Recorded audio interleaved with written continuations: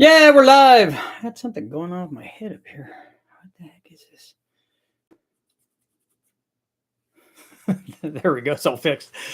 How's everybody doing? We're live. It's 10:22. Today we're talking about boost and timing. And this particular test was run on a supercharged small block Ford.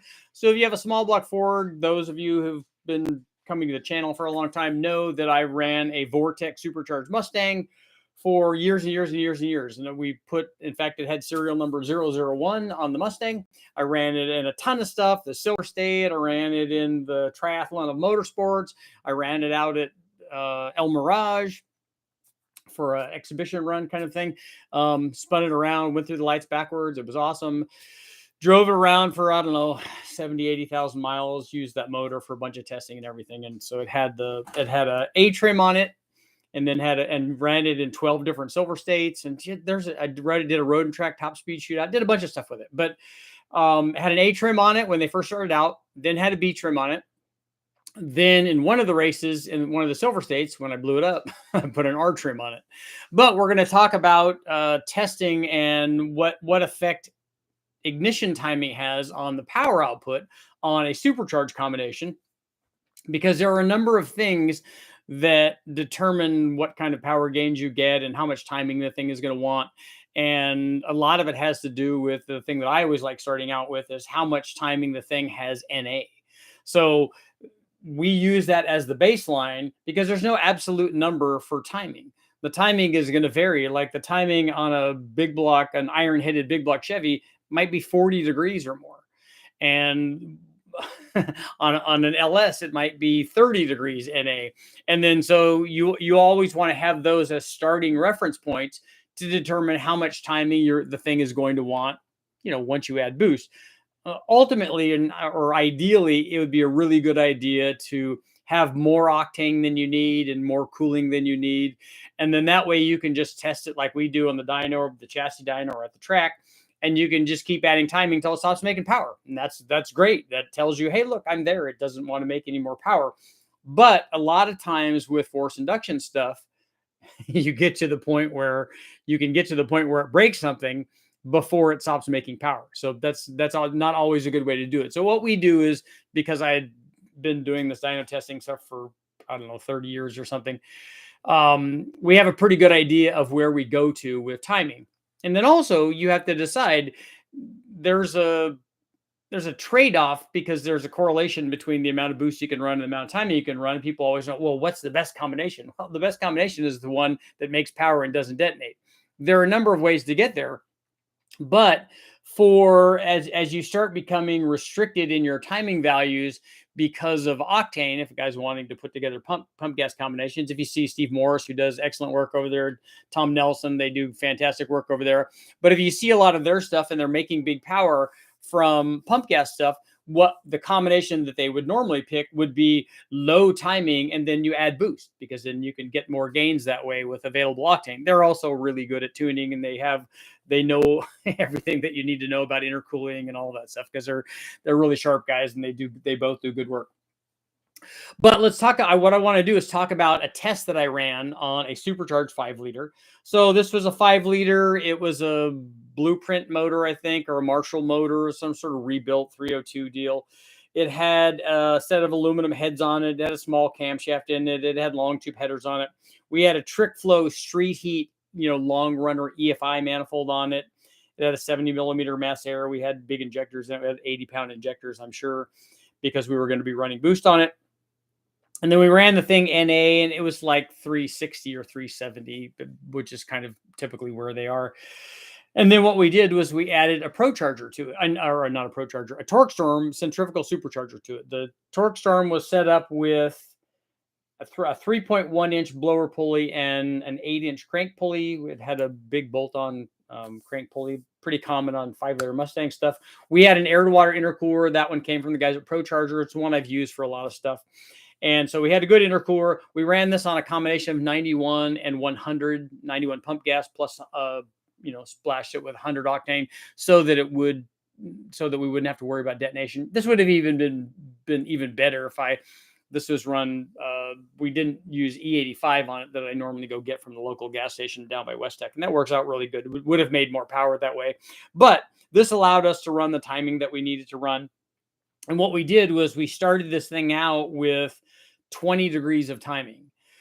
And this thing was running at 6,000 or 6,100 RPM, was running about 10 pounds of boost, 10.3. So it started out down at 3,000 or so, 3.7 pounds, and then rose in typical centrifugal blower fashion up to about 10 pounds of boost. So it went from like 3 or 4 pounds to 10 pounds. And that's important to note because on a centrifugal blower, the amount of timing that you would put in, you might have more timing because it only has 3 or 4 pounds down low. So you might have a little more timing there than you would with a turbo, because a turbo, if it had 10 pounds at the top, it might also have 10 pounds there. If you've scienced your turbo sizing out correctly and you have a good controller on it, then it doesn't come up at a rising curve the way that a centrifugal does. And so you probably have less timing there at 10 pounds and 3,000 than you would at 3 pounds and 3,000. Makes sense. So what we did was we started out with 20 degrees of timing, and 20 degrees is the amount of total timing out at the horsepower peak. The curve was less than that down low. But as a reference number, 20 degrees of total timing. And the motor made 494 horsepower and 468 foot-pounds of torque. The boost never varied. And in fact, that shouldn't have told you that. That was going to be my poll question. Does the boost change when we change the timing? Let's we'll put that in there for the people that did not listen to that part of it.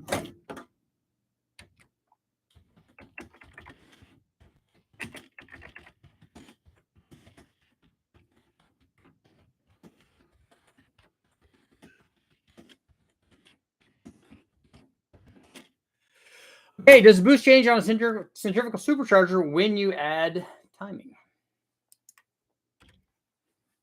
Will it change the boost? So back to our test. So we were running 20 degrees of timing, made 494 horsepower, 468 foot-pounds, and then we slowly added timing in 2-degree increments. So we went from 20 degrees to 22 degrees, and the power output went from 494 to 521. Torque also went up by 20 foot-pounds or about 20 foot-pounds from 468 foot-pounds to 485 foot-pounds. So 2 degrees of timing was worth 6 and 21, 27 horsepower. It's pretty good. So we went up another 2 degrees. And this is what we do when I'm tuning almost anything is we'll start out with low timing, and then we'll start adding timing, and we'll get to a point where I feel, okay, this is more than enough timing. This is fairly low boost, this 10 pounds, and it had an intercooler. We were running good gas in it, so this was all safe. And also this NA motor wanted 35 or 36 degrees of total timing. The small block Ford did. So we went from 20 to 22 and went from 494 to 521. So we went to 24 degrees and jumped up again to 540 horsepower. Torque was up again from 485 to 499 foot-pounds of torque. So another good jump from another 2 degrees of timing. And then we went up to 26 degrees and it went up quite a bit. It went up to 574 horsepower and 521 foot-pounds of torque. So that went up 34 degrees. I mean, that went up 34 horsepower. So that's quite a bit from 2 degrees. Then we went up to 20, thinking that we were getting near the limit of timing. We went up to 27 degrees and it only went up to 577 horsepower. So it only went up 3 or 4 horsepower. So that's when we know we're starting to get near the limit of timing. Torque had a pretty good effect down low, which was odd. It went up 10 foot-pounds to 531 foot-pounds. And by down low, I don't mean down low. We didn't change the timing down low. We only changed the timing from 4,500 RPM up to 6,500 RPM. This thing did really well. 577 horsepower is a good amount for a supercharged small block Ford running 10 pounds of boost. It did very well. It had good heads. It had a decent enough camshaft. All of that stuff worked out really well. But we went up from 20 degrees of timing. We went from 494 horsepower to 577 horsepower, basically just by turning the distributor. I mean, we did it with a computer. We did it with a Holley HP management system, but it would be the same thing. So with 7 degrees of timing, we added 77 and 6, 83 horsepower. So it shows you how much timing can be worth. But let me ask you this. So we went from 20 degrees to 27 degrees, and we picked up 83 horsepower. So let's say that we kept it at 20 degrees. How many pounds of boost will we have to add to get that same 80 plus horsepower? Anybody have any ideas? You should be asking yourself, well, what's the NA power, Richard? Because that would make a difference. Let's see. Divided by 14.7. 360 divided by 14.7.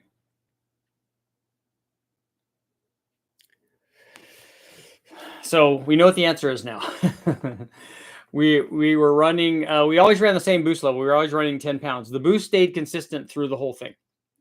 We never changed, or I should say the pulley change. There was no pulley change through any of it. All we did for this test was change the timing. The blower is the same. The pulleys were the same. Everything else stayed the same. The only thing we changed was timing.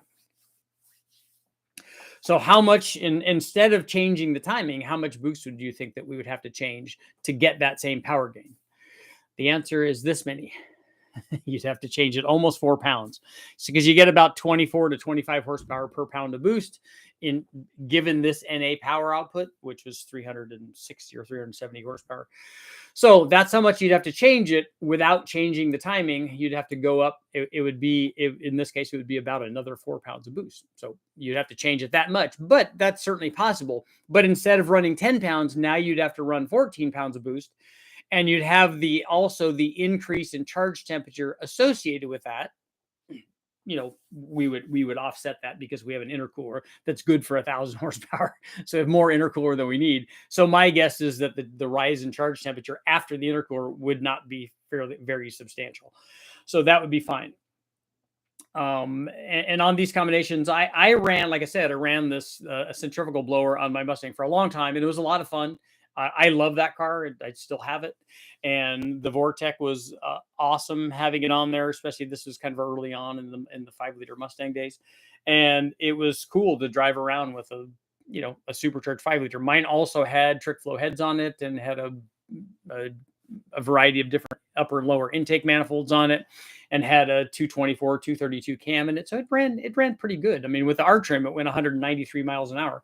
So it was doing pretty well. It just was, thinking back at how much power it made, I'm like, yeah, but just an aluminum 5.3 with almost nothing on it would easily be that kind of power. Would certainly be 100 more, I'm sure, at this kind of level. But and on this timing thing, I have other videos I have up on timing, changing it on LS motors and small block Chevys and big block Chevys and stuff. Like on the big block Chevys, we typically run on boosted applications. We typically run 30 degrees, and with decent gas in it, and that works out pretty well. The Roots blowers work really well. They've got, if we run a 671 or an 871 on a big block and has 2 carburetors on it, that's the kind of intercooling that you need. And then especially if we're running E85 usually gets a pretty good bit of timing. It adds power all by itself, plus you get more timing. And then if you wanted to, which we typically don't do, but you could run more boost. When I do boost tests, if we got a turbo on something, we can go, okay, we ran this at 10 pounds and we ran it at 12 pounds, 15 pounds, whatever, march it all the way up. The highest we went on any of those was when I did the Big Bang stuff, and we just kept going, kept going to 29 pounds. Those were a lot of fun. So we'll see how you guys are doing. How's our poll doing? How's our cheater poll doing? 62% saying no. Special Agent, Funny Bike, what's going on, guys? Getaway, Hunter, Richard, I hate that I missed the Hemi live chat the other day. I can definitely answer some questions. I've been enjoying all the new videos. That's good. Off to work early, out in the shop TV. Nice. CJ, what's going on? I'll be going for turbo or some kind of boost. Sammy, that's good. With MSD having multiple discharge, can I lock my distributor out? No, that doesn't do anything to timing. You want... The motor will want different timing levels down low than it does up top. So whether it's multi-strike or not, and an MSD is only multi-strike up to about, I thought it was only 3,000 or 3,500. Then after that, there just isn't time to do multi-strikes. What's your opinion on TORQSTORM superchargers? I've run the TORQSTORM that I had a single TORQSTORM that I ran on a bunch of different kits. We ran it on small block Chevys, we ran it on small block Fords, I ran it on the V6, I ran it on LS motors, we ran it on all kinds of stuff, and it always worked very well. Then they sent me another one so that we could do twin kits on it, and all of that worked. And it works like you would expect it to. I mean, it's a centrifugal blower, like I said. It had a rising boost curve. That's what they all do, and it bolts on nice. The kits are first rate. They look good. So I got nothing but good things to say about them.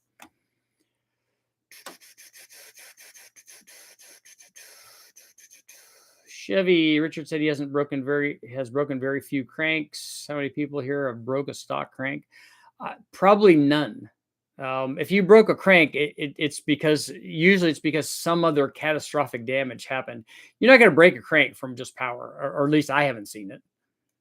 Wisconsin, what's going on? I like Wisconsin. One of my favorite tracks there, Elkhart Lake, Road America. Good morning, Joyce. What's going on? Why is it the only time YouTube lets me know when you're on is early in the morning? What boost level were you running before? Are you talking about this motor was running 10 pounds? Does your Mustang still run? It doesn't run now. It doesn't have a motor in it. I took that motor out and used it for a bunch of tests at WestTech. And when we ran 193, it was running about 10 pounds on the R trim. Normally it ran 7 or so. Broken window crank. I still haven't fixed the door panel on my Mustang or my truck. And my truck also has a cracked windshield. It also has ground problems. Love the fact that you can math out potential power with atmospheric math. It clears up so many. Yeah, it does. And even if it's, people worry about this. Well, that's not true. It's lots of other things that it is. It's all of those things. And I understand that. And math and real world are not always exact, but what it does is give guys an idea. So if somebody tells you, if you put this turbo in, it's worth 60 horsepower per pound of boost. No, it's not. It's not going to be worth that on a little 1-liter Sprint motor, and it's not going to be worth that on most other motors. It could be worth that if you had a really, really powerful NA motor, then it could make 60 horsepower per pound of boost, but it's not going to do that because it's a good turbo. They don't do that unless you have a good NA power output. And that's the nice thing about that math, is it gives you an idea, like a baseline, to tell people, hey, look, that's not realistic. M1. Yeah, I haven't run a lot of M1. I'd like to run M1 and I'd like to run M5 on stuff. E85 and nitrous, same results as with boost, or does and nitrous react like an NA engine? Just a question that bounced in my head here at 3:45. Wow, it is early. E85 and nitrous, same results as boost? No, I don't see a gain from nitrous with E85 because you're not adding very much of it. So if you add E85 and it benefits the NA motor, then you're at a higher starting point, and then the nitrous just adds whatever the nitrous adds. What do you need to gap my rings when going to a TORQSTORM? My horsepower goal would be 500 horsepower. Is it necessary to gap those rings, or should I send it? I don't know what motor you have or what you're doing, or is it a high mileage motor? Does it have lots of ring gap? Do you have any idea what the ring gap is? If you're running boost, you should add ring gap to it. I've never seen an LS crank break, but my mechanic currently has a V10 that's broken in half. Poor oil maintenance, catastrophic. Yeah, that sort of thing I understand. I understand a guy, like I've been to the wrecking yard and found a big block. In fact, I bought it that had a broken crank. I don't know how they did it, but the crank was snapped in half. And so it's certainly possible. But usually when that happens, it's because, it had an instantaneous stop because something hit something else. I broke a stock 350 VORTEC crank. I have no idea. Yeah, I'd like to see it. It probably wasn't for power. I saw a 4-inch small block crank snap. I'd like to do boost turbo. That's good. But from what I've seen here, doing it with a carb is a hard option. Is that correct? Maybe I just need a refresher course. No, a blow-through carburetor works good. It just depends on what power level you're trying to run it at, and a carburetor and a big camshaft are cantankerous even on a naturally aspirated combination. So how much camshaft do you have on your boosted combination? Kevin swears up and down that you can get him to drive around and do real well. So I hope that that's the case. But we've run blow through carbureted stuff on the dyno that takes throttle and does all that stuff, and it seems to work pretty well. Richard, I'm about to score a 91 twin turbo 300 at ZX. Nice. Stock motor with ring gap and Garrett. Oh, GT 35s. Got to mix my American and Japanese muscle. Those are good motors. I always like those. What are EGTs on E85 versus high octane gas? Could it be more forgiving paired with nitrous? I don't know why you'd be worried about EGTs and nitrous. Why do you think that nitrous would be? You could use the nitrous with a change in exhaust gas temperature. I would like to actually see that now that you brought that up. I'd like to see what the EGT is at the same gas scale air fuel ratio with both, high octane gas and E85. I suspect that the E85 would be lower, but until I do that actual test or look back at my data, I can't swear to that.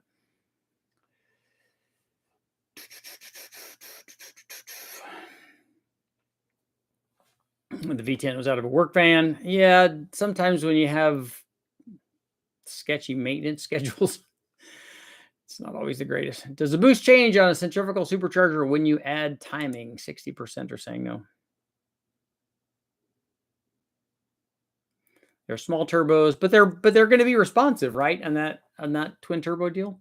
I've driven some of those back in the day with turbo upgrades and intercooler upgrades, and they were pretty fun. Most of the issues I've run across with nitrous is melting plugs or pistons. Yeah, if it's too lean or it has too much timing. Steve, I have a small block Ford 306 with a YN roots blower, 9.2 to 1, airflow research 185 heads. Thumbs up on that. I run 30 degrees of timing on the dyno. It made 517 horsepower and 6 pounds. That's good. The nice thing about having especially particularly with the roots blower, is having a more powerful NA motor brings the boost down and brings the power up, which is good. Because particularly on a roots blower, because they're not super efficient at high boost levels. So if you try to run that same blower and carburetor and pulley size on a stock small block Ford, the boost will be way up and the power will be down. A Gen 6 with a broken crank, I think a bearing went out first. Sounds like it's somewhat common on Gen 6s. I don't think I wouldn't say because I saw one at a wrecking yard and you've seen one that's common. I don't know how you would, given what we've done in terms of running a Gen 6 with turbos on them and making 12 or 1300 horsepower, I don't think that's a crank strength issue. I would say that it's a maintenance issue. Would an intercooler be beneficial on an NA motor, or would it help with high compression engines? I get asked this question a lot, and the answer is no, really. The problem with an intercooler is it would be restrictive to an NA engine. The only time I've ever seen that be beneficial and work out is if guys were running at Bonneville where they had pressurized air going to the motor through a heat exchanger that lowered the air temperature. And when it's 100 degrees or 90 degrees out there, that can be beneficial.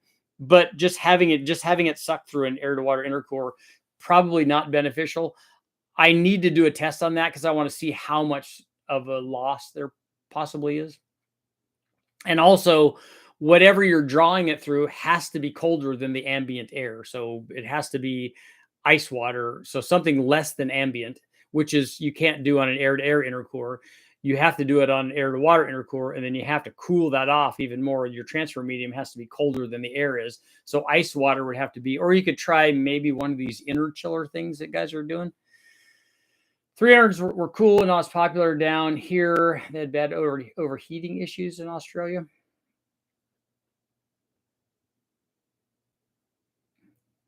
Our Skyline RB26s are boring. We don't think so because we don't ever get to see them. I have a guy around the corner. I don't know him, but we walk by when we walk the dogs, and he's got his garage open sometimes. He's got two Skylines in it. I can tell you from a C10 flex fuel truck that E85 has nice gains. Has a nice torque down low. If you just add E85 with no tuning gains, will be low. You have to add timing. When we run NA/LS motors, there's no change in power if just from the E85. What your flex fuel thing is doing is adding timing, I'm sure. The engine I would put a turbo on would be a big block. The biggest cam I would use would be a 230 cam. That's more than enough to make a lot of power. My friend has a cool 300ZX. They're cool cars. I do. I like that body style. I used to go in and see Steve Millen over at Stillen because we were doing some stuff for him, and he had the IMSA car that he had was on display in there. Can you explain a J hook and an exhaust and how it's beneficial? I'm not sure I know what that is or that I've ever tested it. I'm sure I haven't.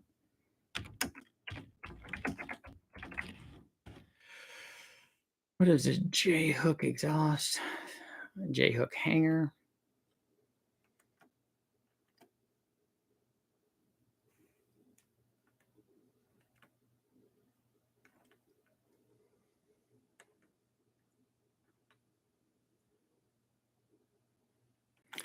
I'm not sure I know why somebody would do that. Can somebody explain to me what that is? And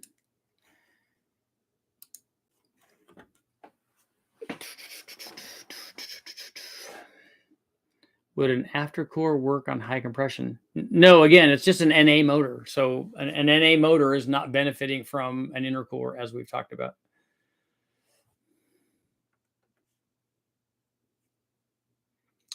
I like open headers. Yep. The direct injector motor seem to have good gains with the E85 port. Yeah, they do. And they have lots of compression.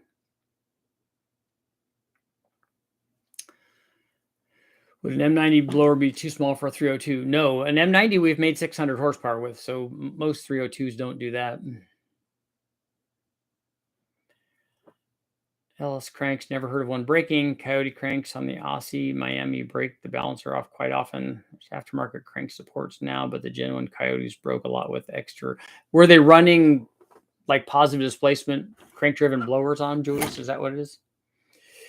His IMSA car did very did very well. That was a cool car.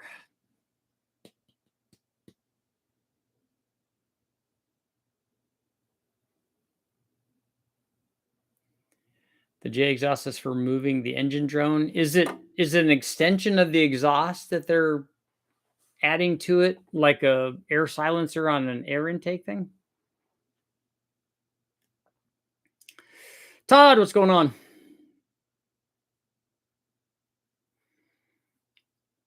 No, the M90 blower is good for reasonable power output stuff.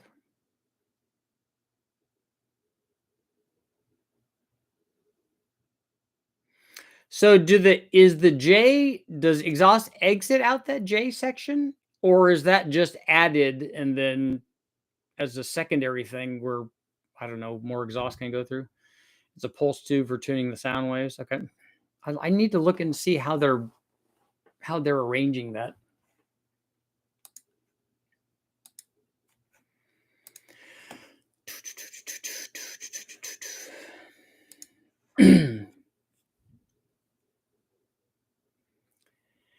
It's teed into the main pipe. Very popular in newer Hemis. Do the new Hemis, do they have a drone issue?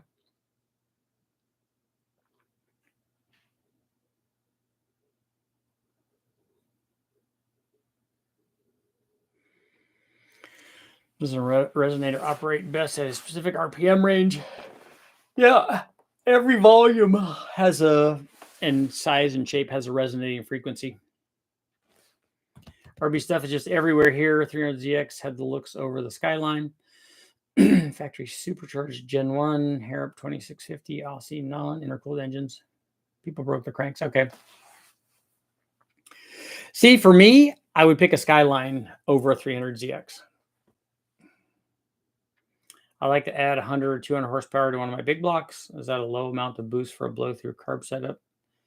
Is it intercooling you're concerned with using a blow-through carb? No, if you're, it depends on what you're starting with. But if you're running like 7 pounds or something on a blow-through carburetor, guys run more than that too with no intercoolers on them. But I like intercoolers on everything. That being said, we've run blow-through carbureted stuff with no intercoolers a lot on the dyno, and especially at low boost. I think that there's more than enough intercooling already. You're going to knock 100 degrees easily out of the charge temperature with a blow-through carbureted application.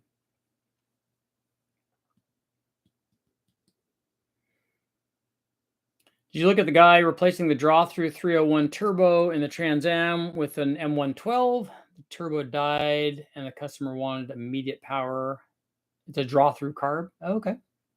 No, I haven't seen that.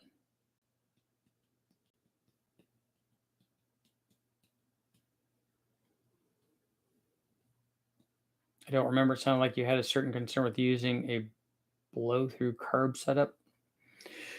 I've never had one on the street, so I just didn't know how the drivability was. I like the old Datsun 240. I like to put a small block of nitrous on one. I'd pick a Skyline too. Yep.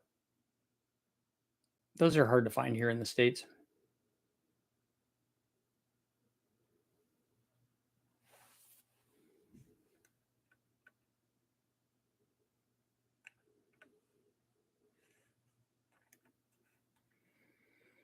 I got to see Skylines here in the States way before Fast and the Furious stuff came out, because I got to see it because of the magazines. And so there were a couple of guys that had some that we got to drive. They were cool though.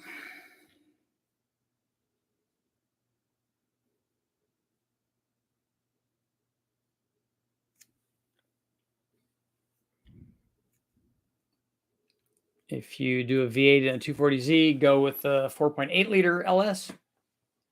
Yeah, just any aluminum one. The Utes are extremely popular. Well, and here in the US, they sell way more trucks than anything else. Boost is 100% gain for 14 pounds, so 200 horsepower. 7 pounds equals 300 horsepower. Big block making 400 horsepower. Hard to make only 100 horsepower. You just run low boost.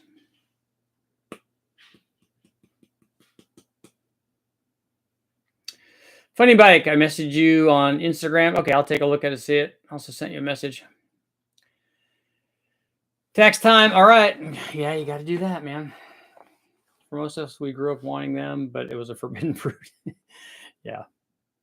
And for a long time early on when we were looking at them, it was all gray market stuff. So they were, you could get it taken away if you were driving it on the street. Terminator Mustang, those are cool. I'm a big fan of those. Look at the Insanity 240Z. Just thinking a small block 350 with a 300 shot. Yep, that works. 300 shot to be a lot on a small block. It better be a really good small block. Be starting with a 500 horsepower 489 or 450 horse 454 to 7 pounds equal 100 horsepower. Yeah, if you have 450 horsepower, 7 pounds is going to be more like 200 to 225.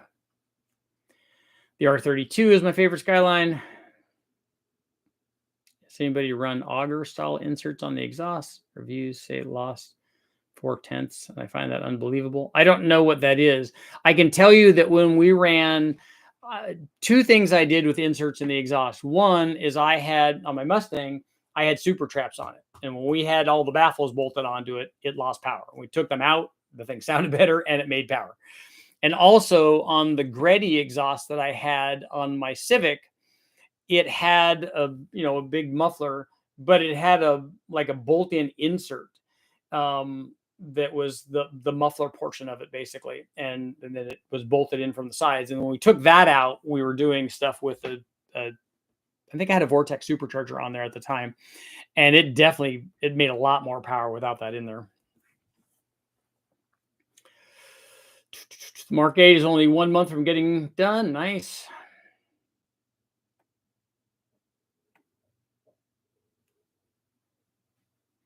What do you think causes the drivability issue? I just think it's transition. I don't think that under every combination of throttle angle and load that the blow through carburetor does what fuel injection does. And maybe you could get it to do that. Like I said, I just haven't worked on drivability stuff.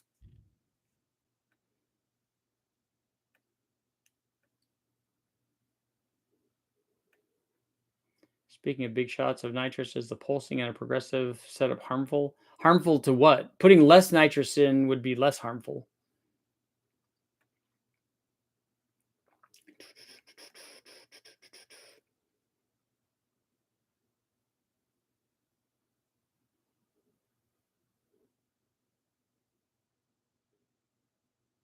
Are you thinking that the the Morse code nitrous that they're doing by cycling the solenoid would be problematic somehow?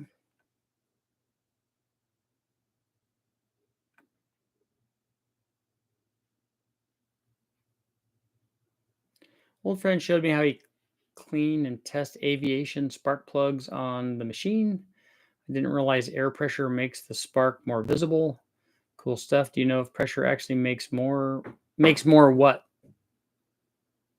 The guys from Jacobs used to come around with the pressurized cylinder, and then they had the electrodes for the spark energy, and they would add pressure to the system, and then also basically change the gap, and they would show how their ignition amplifier basically allowed you to have more pressure before the spark would blow out, and also to have more gap before the spark would go out.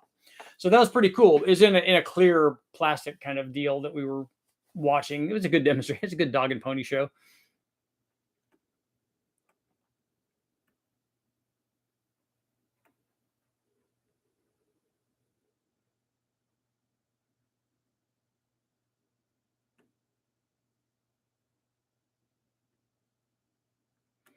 Alabama must not care about gray markets. This was back in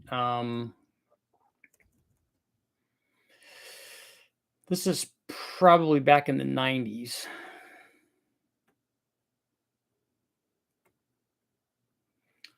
For a 302, get an M112. If you want to make a 400 horsepower 302, then an M90 is fine. Or even a 500 horsepower one, an M90 is fine. If you want to go more than that, a 112 will support more. There are tuners that will not accept a boosted car without an intercooler. You want a quick recap on everything over the last 37 minutes?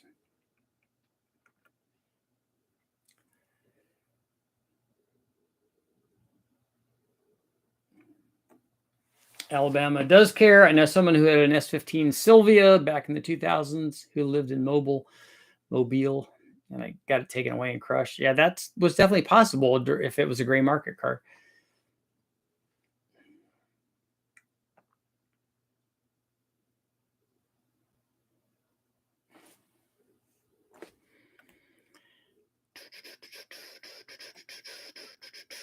You're going to do an exoskeleton on my SN95. Just thought I'd let you know. She's getting cut up. Okay. So you're gonna do an exterior cage thing for it?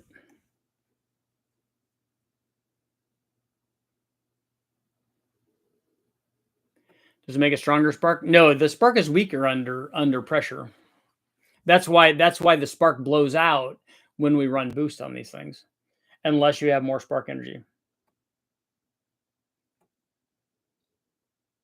Back in the day, super chaps were the go-to exhaust, certainly for motorcycles. But I like the way that they sound on the Mustang. They sounded a lot better when they were much quieter. Because my friend had an RD 400 back in the day, and he had super traps on it, and he kept having to stuff. They would put steel wool in it to quiet it down, so that because he would get tickets for it being too loud, and so they'd stuff a bunch of steel wool in it and make it quieter, and then it would just blow out. But on mine, we would take the baffles out when I would run the Silver State, but we'd usually keep them in for drivability, you know, because it would get good mileage. I don't know if it did any of that stuff.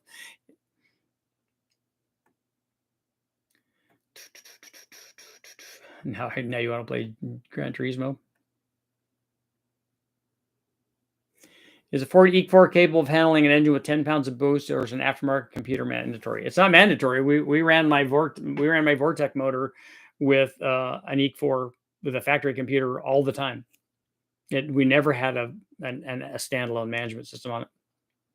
Glass packs. So you like the what is it? The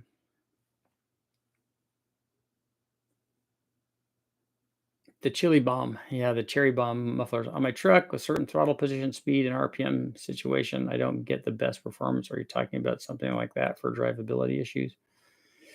Yeah, just what I covered already. Keeping most of the stock framing as well, and keeping the interior so everything will be experienced past the rear and the front center. Okay.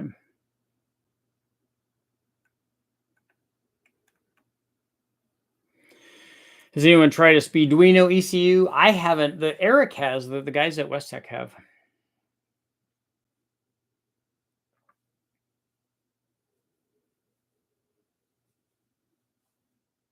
You had a problem with nitrous burning out the packing and the glass packs? Yeah. That's what you do is you get all that. I'm sure that it's cancer causing harmful stuff too. Get all that stuff out there. I'm hoping that they didn't use asbestos. I think it was fiberglass, but get all that stuff out, and then it would obviously change the sound quality of your glass packs. Does the boost change on a centrifugal supercharger when you add timing? No. The answer is no, it does not.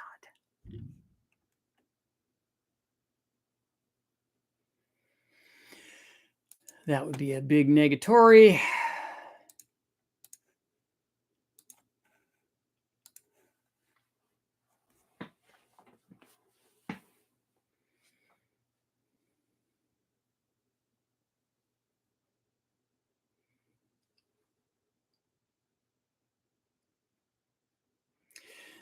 Zach, the thing is that the Morse code reference that you're thinking about with pulsing going on in there, that pulsing isn't happening while it's running.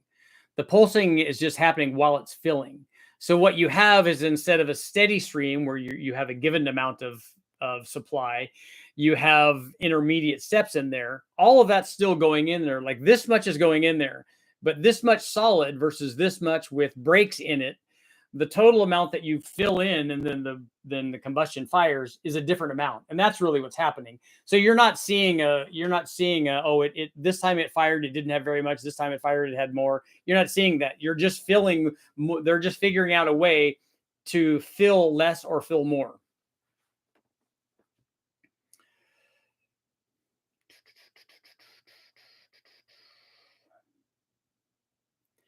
There's always ways to circumvent all-wheel drive. Yep.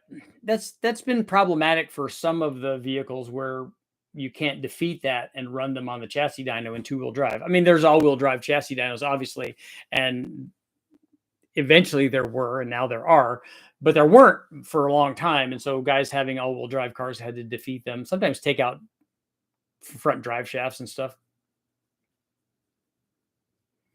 which is kind of cool, but still, you know, it's a lot of work, because it's never just, oh, we'll take the drive shaft out and that's it. It's never just that. It's always a lot more stuff. If you had traction control, you could force the skylines to slide, freaking out the all-wheel drive system, which would put the cars into rear-wheel drive mode for 5 minutes at a time. Wow.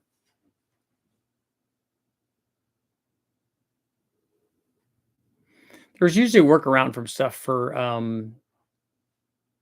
I remember some of the cars we'd done just had ABS problems and the traction control problems, and then you had to defeat that stuff. Lots of R32s, GTRs ended up wrecked as drifters. Yeah, I know. But that's the thing. You know, when it's just a car and not a classic or an icon, then, you know, people beat them.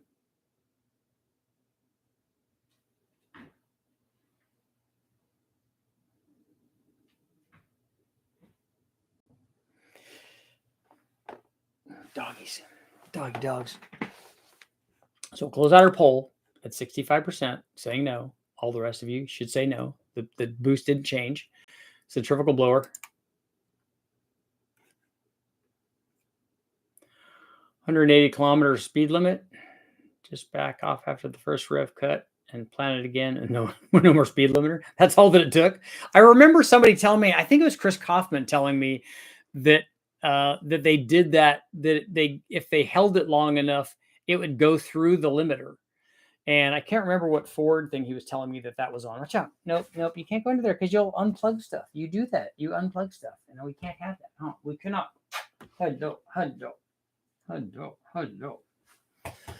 Hello, baby. 2 hours to remove the balancer on a small block Chevy. Broke the puller, used heat, and new bolt for the puller and got it. Yeah, super hardened bolts for pullers are definitely a necessity. And then a lot of times you break the fingers off a 3-jaw if that's what you have. Would a ProCharger be a better option for a blow-through than a turbo as far as drivability goes? I don't have an answer to that. I haven't never played with drivability. Do you think you might do a modern double overhead cam V6 series? Not a series. You mean some kind of motor? I'm going to do a J series, but I don't. Is that a twin cam motor? Did somebody ask when I'm going to do Honda motors? Because I have done that.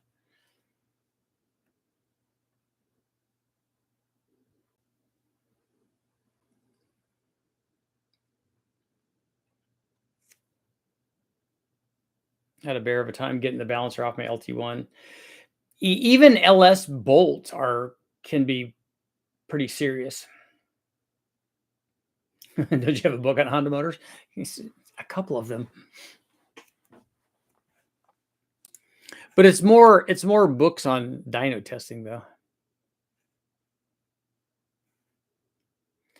Penguin Motors. Let's see what this guy is doing.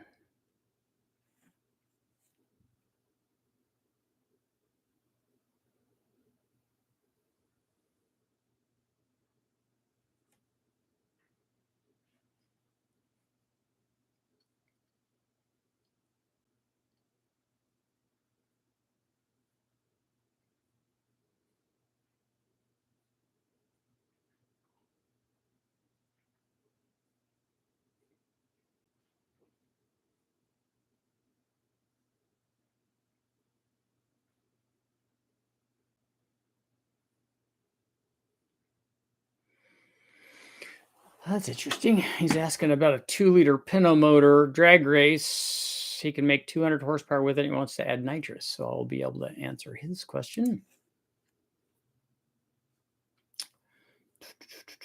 We're going to do a 2J. Is that what you meant?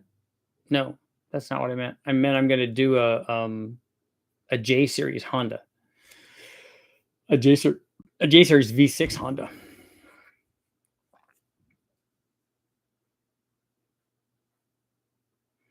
When we make a video on B16A valve train for turbo motors, the B16A already has a valve train for turbo motors. The stock cams work great with turbos.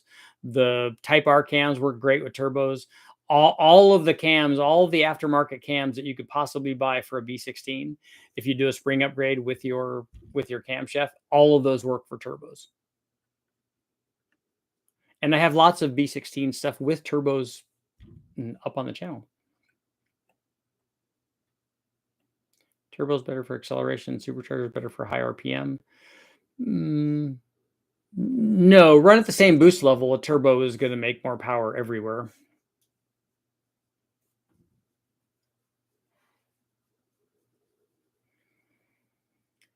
I'm supposed to have all the answers. I don't. I have the answers that I have. I don't have all of them. Never do an alternator on a Fiat 500. Was it one of the what are they called? Forced air or something? What are the turbo versions of that?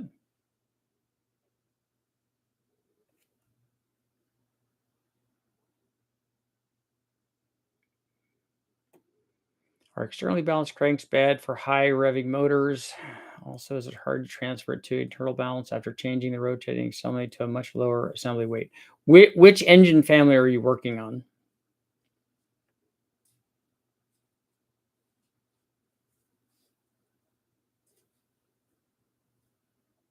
Oh, that Sean, that would be cool.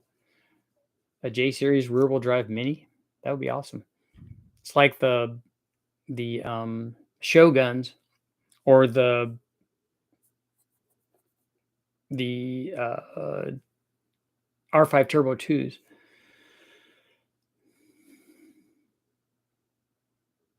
I can vouch there are 3 different levels of the rev limiter on a TJ Jeep. Cool. Found out the hard way.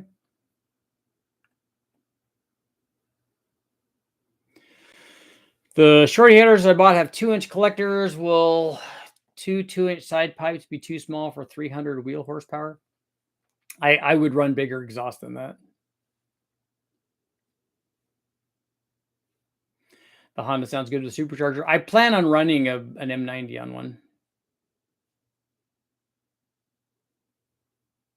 Yeah, the 112s and 122s are not cheap, and they're harder to find.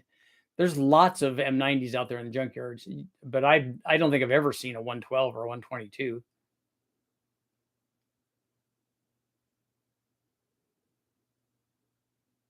I don't know what you mean by thoughts, Jay. I'm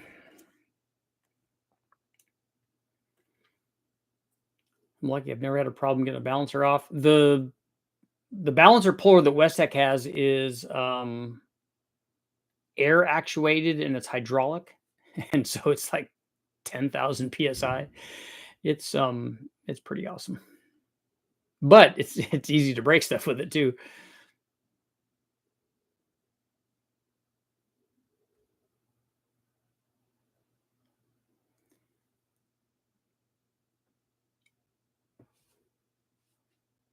Mohammed, only stock block, everything else is built. See, I didn't see what the rest of your thing was.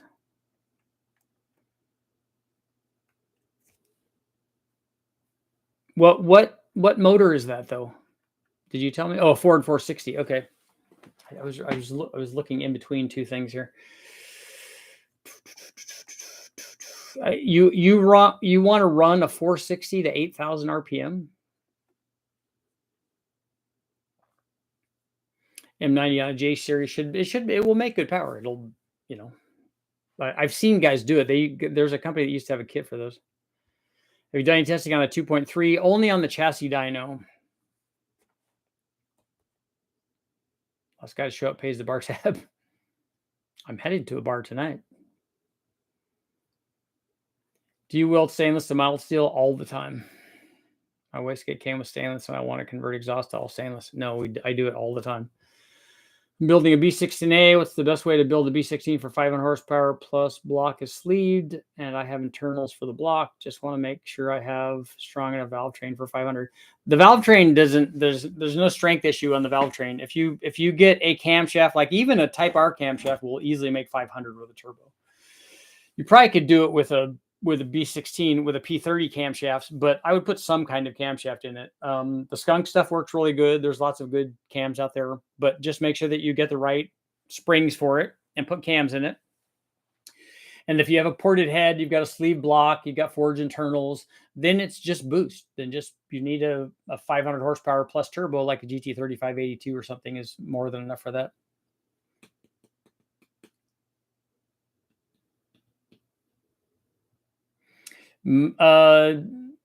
Mohammed, is that what it was? Let's see. Yeah, on your question, anybody building an 8,000 RPM motor is definitely going to be internally balanced.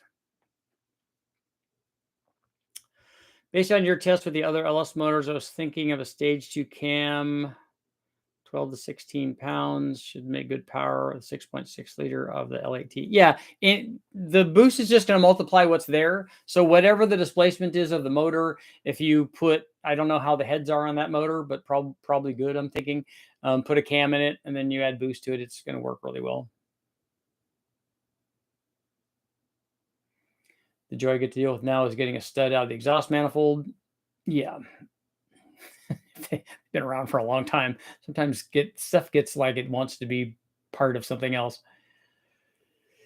Yeah, Jack, I've run skunk cams in it. We've run Crower cams. We've run comp cams too. I've run.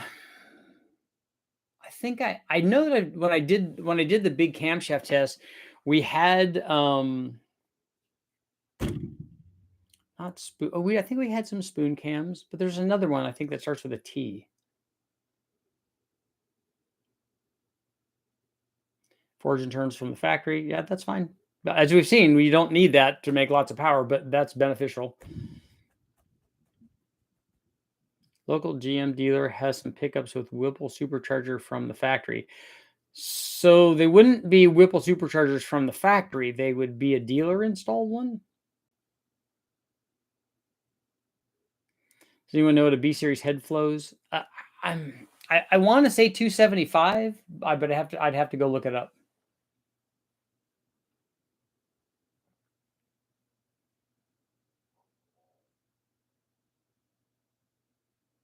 I saw the ad for the Ford Godzilla long block a couple of days. Very complete and competitively priced. But by that, do you mean 25,000? Have you ever used P51 or SR71 big block heads? Yes, I have. I've used one of those, I think.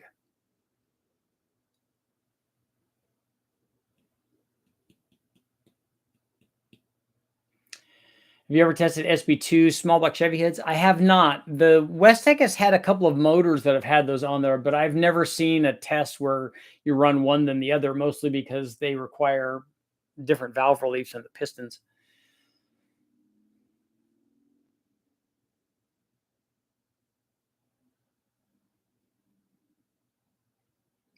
I don't think I would run. I mean, you can try it. We've run cast cranks to 8,000 on LS stuff. I just have never heard of guys doing it on a big block Ford. Ohio truck pulling has big cubic inch Fords dominating a lot of the classes, running past 8,000 RPM. They're amazing to listen to. Are they probably steel cranks though, or billet cranks?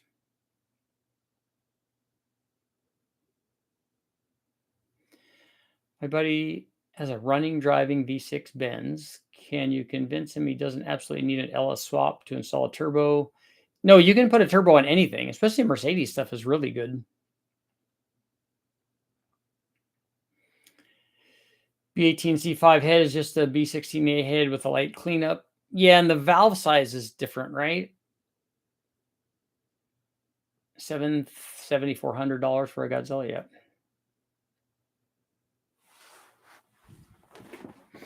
Yeah, the Type R head is a better B16 head. I think that they went up in valve size, but that's not critical. One more minute.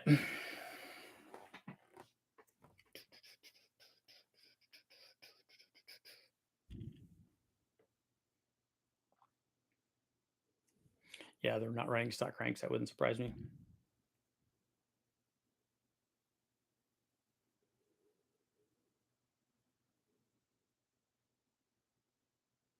Do I like the band Slayer? Can you tell me what song that they sing that I might know?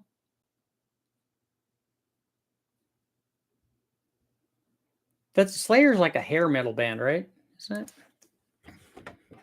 it?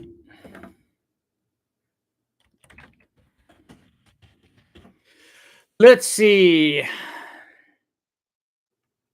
Yeah. Thrash metal band from Huntington Park, California. Oh, cool.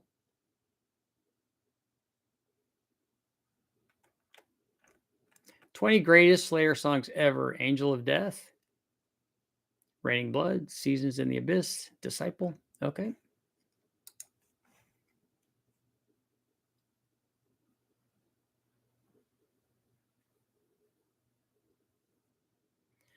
Stick with my small block Ford and 3-valve. And on that note, it is time to go, but I will be back tonight, possibly. It's Friday night. You know what that means. In a little time at the watering hole. I'll see you guys later.